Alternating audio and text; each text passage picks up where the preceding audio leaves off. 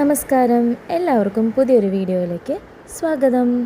അപ്പോൾ നമ്മളിന്ന് ഉത്സവത്തിന് വന്നിരിക്കുകയാണ്. ഇത് പുതിയകാവാണ്.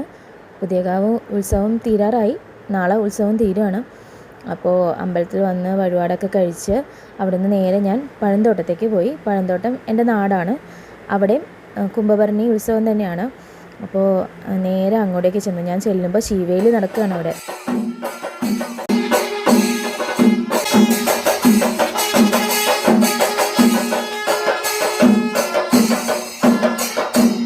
അപ്പോൾ ശീവേലിയൊക്കെ കഴിഞ്ഞ് ദേവിയെ ഇറക്കി അമ്പലത്തിലേക്ക് കൊണ്ടുപോവാണ്. അപ്പോൾ ചേച്ചി വന്നിട്ടുണ്ട്. ചേച്ചി തിരുവനന്തപുരത്ത് നിന്നാണ് വന്നിരിക്കുന്നത്. ചേച്ചി നേരത്തെ എത്തി. ആലുവയിൽ നിന്ന് നേരിട്ട് ഇങ്ങോട്ട് പോന്നു. ഞാനിവിടെ എത്തിയപ്പോൾ ഏകദേശം തീരാറായിരുന്നു. എന്നാലും വന്നു, തൊഴുത് വഴിപാടൊക്കെ കഴിച്ച് നമ്മുടെ പരിചയമുള്ള ഒത്തിരി ആൾക്കാരെ ഇവിടെ കണ്ടു. അങ്ങനെയൊക്കെയുള്ള ഒരു സന്ദർഭങ്ങളിലാണ് എല്ലാവരെയും കാണുന്നത്. അപ്പോൾ എല്ലാവരെയും കണ്ട് സംസാരിച്ച് അന്നദാനമൊക്കെ കഴിച്ച് അവിടെ നിന്ന് നേരെ ഞങ്ങൾ തറവാട്ടിലേക്ക് പോയി. അവിടെ അമ്മാവനെയും അമ്മായിയൊക്കെ കണ്ട് കുറച്ച് നേരം സംസാരിച്ചു. അമ്മാവൻ അമ്പലത്തിലേക്ക് വന്നിട്ടുണ്ടായിരുന്നില്ല, വയ്യായിരുന്നു.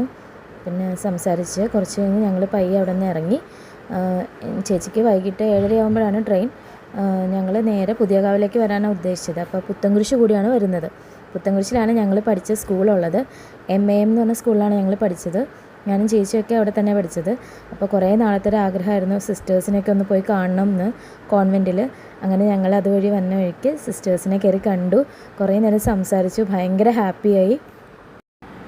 അവിടെ നിന്ന് നേരെ ഞങ്ങൾ പുതിയകാവിലേക്ക് പോന്നു. 6:15 ആയപ്പോഴത്തേക്കും ചേച്ചി നേരെ സ്റ്റേഷനിലേക്ക് പോയി.